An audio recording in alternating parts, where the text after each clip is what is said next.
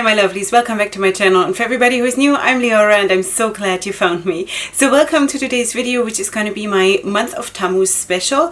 And for everybody who does not know what that means, because that is sort of weird, Tammuz is one of the Hebrew months according to the Hebrew calendar. We are sort of following the Hebrew calendar and also the Gregorian calendar because that's what we do.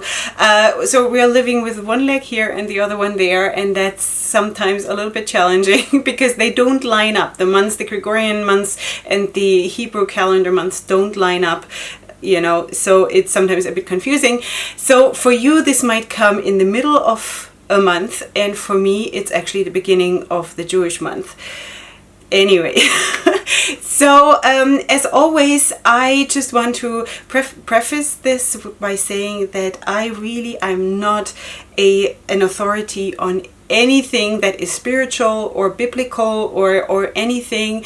I have really nothing to give, and I'm solely doing these videos because that has been requested by some of you who like those videos. And I really don't know why, because I really feel like I'm just sharing my thoughts on my level that is really minimal compared to what other people have to give. So anyway, Tammuz. For those of you who have not yet clicked out, Tammuz is a month in the middle of the summer according to the Jewish calendar. And actually the word of Tammuz is not even, as far as I know, a Hebrew word. It is an ancient pagan deity. And I really cannot connect this. Why in a religion that is so against idolatry that we are naming a month according to an ancient deity.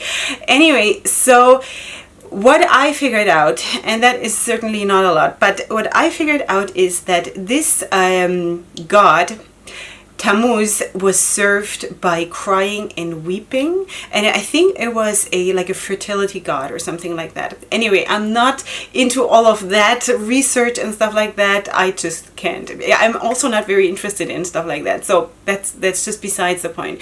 To see where all of this is coming from. Okay. So now the connection, to build the bridge to what we are at now. That was my phone. Sorry. So the whole thing with the Hebrew month of Tammuz is that, again, we are going into a period of mourning. And you know what, when I became religious, because if you don't know, I did not grow up religious, I became religious in the Jewish sense around age 20. And when I sort of dove head over into becoming religious, I was like, wow, why are we always mourning? There's always a reason to mourn. You know, during weddings we have to have this moment where we think about, you know, the temple not being complete, and we have to have salt with this and that, because we have to think about the tears that have been shed and this and what. And we just finished the whole season of Omer, which is the time between Passover and Pentecost, where we're basically also in a sort of limbo kind of a state of mourning, which it's so annoying. Sorry, but for me it's so annoying because I'm a happy person. I'm not good at mourning, and I have to actually be forced into a place of mourning. And even when I am forced in the place of mourning, I'm not good at it because I'm happy, you know. The thing is though that without those feelings of mourning and feelings of extreme sadness and letting go and things like this, you will not have the other extreme, the extreme happiness, the extreme fulfillment and joy and the experience of having given everything. So I think there is a connection there, that we just have to experience the whole spectrum. And because probably most people are just as simple as myself, who much more prefer to be happy and are more inclined to naturally fall into the happy place than other people, maybe, you know, I think that is exactly the reason why we have to have seasons of mourning, seasons of calming down, seasons of reflection.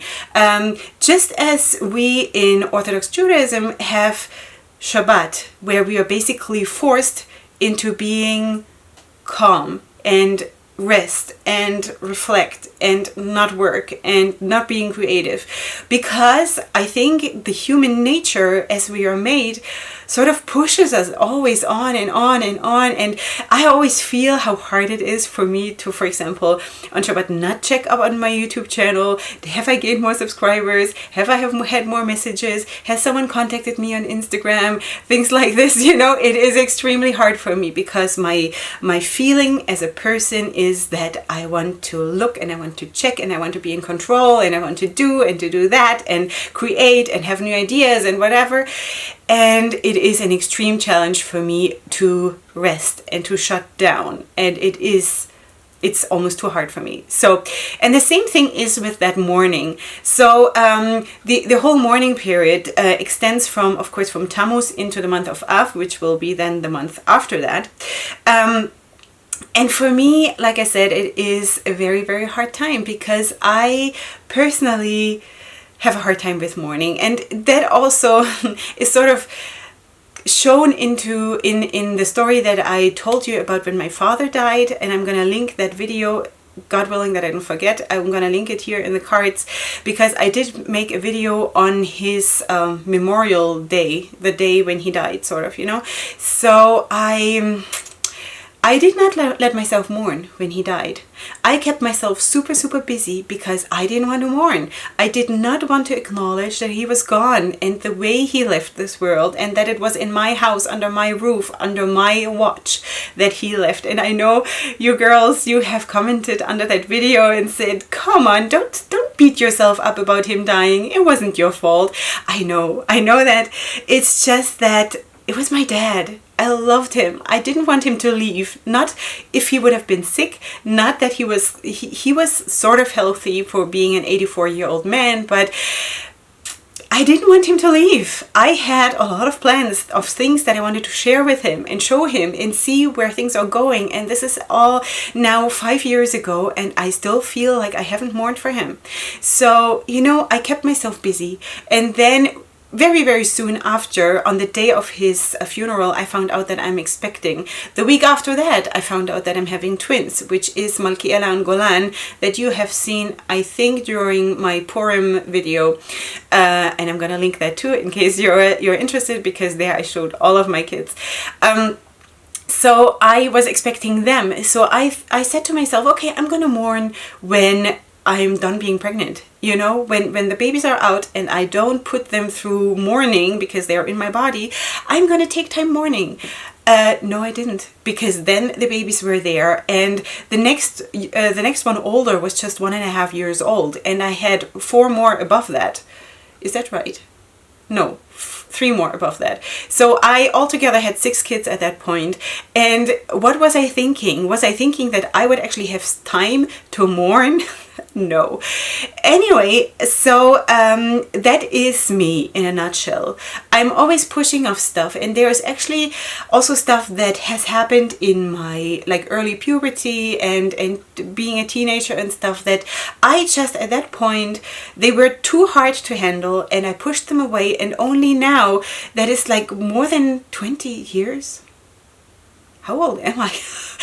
That is so long ago, and only now they're breaking open, and now it hurts so much more. And I'm going through things that that I should have handled back then, but I couldn't, and now I have to face the spinach, as I always say. In my family, is always I face the spinach, because none of my kids like spinach. So you gotta face the spinach, girl.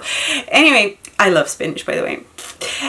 Yeah, so that is the thing, the whole thing of mourning and letting ourselves mourn sort of brings stuff up that we just have to face. And maybe if we can, try to even take the emotion as much as we can out of it and just face them on face value and see what is in there. What are we learning from this? Going back to my father's death, I learned from this that it's not my fault, that I cannot change God's doing. God, I believe that God called him in that night to, you know, that he asked him, are you ready to come to me? And I believe that my father said yes, because he had spoken about that to me long time before he actually died. He said, I'm ready. I'm, you know, settling my accounts. I'm doing whatever I have to do, because you know what? I lived a full life. I have done everything I wanted to do. And if my time has come, I'm going to be ready. And I think that God honored that and just asked him one day while he was healthy and asleep, are you ready to come? And he said yes. And God took his hand and took him. And I'm not going to cry now. Girl, pull yourself together. It's emotional. Anyway, so, but you know what? That is a thing that we can reflect on. Now going back, sorry, this is all jumbled up because like I said, I'm not an expert in any of this. I'm just sharing my thoughts, and my thoughts are literally all over the place all the time. So, you know, in the month of Tammuz, in the Jewish month of Tammuz, we sort of start mourning for the loss of 2 of our temples, because both of them started to be destroyed in that month.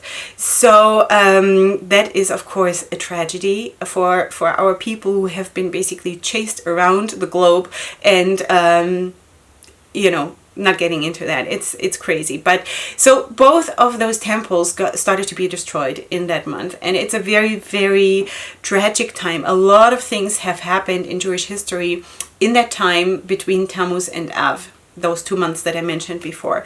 So I need to take the mourning for myself on a level that I can handle. Like I did with my dad, I sort of put it on a low simmer instead of full-fledged cooking, because I couldn't handle it. And also now I'm not in a place that I can handle like super lying down, crying, rolling on the floor, kind of ripping my clothes. I can't, you know. There are people who actually can mourn like this, and just as people are different in childbirth, you know. I'm going on tangents, this is crazy, but you know what? I've worked in the delivery room as a nurse a long time, among other places, and the differences I saw in people giving birth, it's amazing how people are more subdued, or like all over the place and screaming and crying and even cursing, which is terrible. But anyway, so there are different kinds of mourning, just as there are different kinds of doing everything. There's different kinds of doing makeup, there's different kinds of dressing, there's different kinds of covering your hair, there's different kinds of perceiving modesty, there's different kinds of everything. So this whole thing, I'm not very good with strict outlines of this is how it has to be. And I know in a lot of circles, also in Judaism, there is a lot of strict lines, and I'm not in those circles. Obviously I cannot be, because it's not me. I'm way too like a free spirit to do that. I have to find my own way in how I do things, while I still try to do it right, but it's a stretch. But anyway, so I have to try to find a way of mourning for these things that happened, and that are basically, they're super far removed from me, because honestly I have nothing to do with the temples being destroyed and all of these other things that happened in that time. But of course it sort of still touches me because it happened to my people. So anyway, so yeah, I'm trying to put that into perspective and embracing it into my life. I have no idea. I have no idea how to do that. I have no idea what to share with you how to do that. It's just that maybe I can compare it to all those things that I mentioned before, like makeup and dress and giving birth and all of these things, that everybody finds his own way to deal with the pain and with all the emotions that come with giving birth, you know, with the happiness and the pain and being scared and all of those emotions that are in that beautiful moment of a woman giving birth. And then this most amazing thing is the first look that the husband shoots to his wife. I've seen that so many times, and I was waiting for that moment every single time. That was for me more amazing than the actual birth. That moment when the husband looks at his wife for the first time after the baby is out. That is not a movie, that is real. This tenderness and this amazing. Anyway, so maybe we can just be the woman that gives birth and also the husband or the partner or whatever who looks at us in that moment, because I think we should look at ourselves with those tender eyes. And wow, I had no idea that I was going to go this way. Yeah, I think we should. You know what? And that also, and I'm just figuring that out now, that also brings us back to that pagan deity Tammuz, who was served by weeping, because those eyes, you know, the eyes when you're weeping, and they are totally blurry and bloodshot and whatever, but once you're done weeping, there's clarity. Once the, you know, the blurriness clears up, there's clarity because your eyes have been cleared by your tears, and it makes you have a clearer vision. And sometimes not just physically, but emotionally, because all that has been clogging you up and that just needed to burst out, it's gone. It's washed away by the tears, and you see the things how they are much more clearly. You're still probably going to be emotionally involved, and it's still not going to be super easy, but you have a different view because you could cry out the pain. So that is wow. I had no idea that I would talk about that. Okay, so I hope that made sense to any one of you. Please let me know. Please be brave and let me know in the comment section down below. I'm not against criticism. You know, you can feel free to criticize me if you do it nicely, please. I honestly don't know if once I have finished the whole cycle of this year of doing my monthly, you know, new month videos, if I'm going to continue this series, because it has been actually incredibly hard for me, because I really feel like I'm not qualified to do this. And I still want to have like religious content and share my thoughts about all kinds of subjects, but I think I'm much better at other subjects than on like months and things like this. So let me know what you think about that, because probably if I start a new cycle with the new months, it's going to be probably exactly the same thoughts, because I don't think there has been a whole huge development in my spiritual thing. I'm just on a very comfortable level right now between me and God and where I am and what I feel and what I believe, that I do not feel like I need to add to this right now. You know, so let me know what you feel. And besides that, if you are new here and you liked what you saw and heard, then please feel free to subscribe. I would love that. And besides that, if you did like the video, then give it a like. And yeah, I'm just hoping that I'm going to see any of you back here for my next video. I have so much fun filming this, because you know what, not just this, like in general, because usually my videos go in such a different way than I have planned them, that is really, really mind-boggling, and I love that. And I actually, before I sat down, I said, please God, give me something to talk about, because besides that, the month of Tammuz is a place of mourning and a time where mourning starts, I had nothing to share, you know, and there you go. I've talked for quite a bit now, so I sincerely hope that this is a blessing for some of you at least. And I actually got blessed by this now, because I just felt like God gave me something, you know, and I hope you feel that too. Anyway, I'm gonna see you here next time for my next video. I really hope so. And besides that, go ahead and sparkle. I love you so much. And up until then, hugs and kisses. Bye.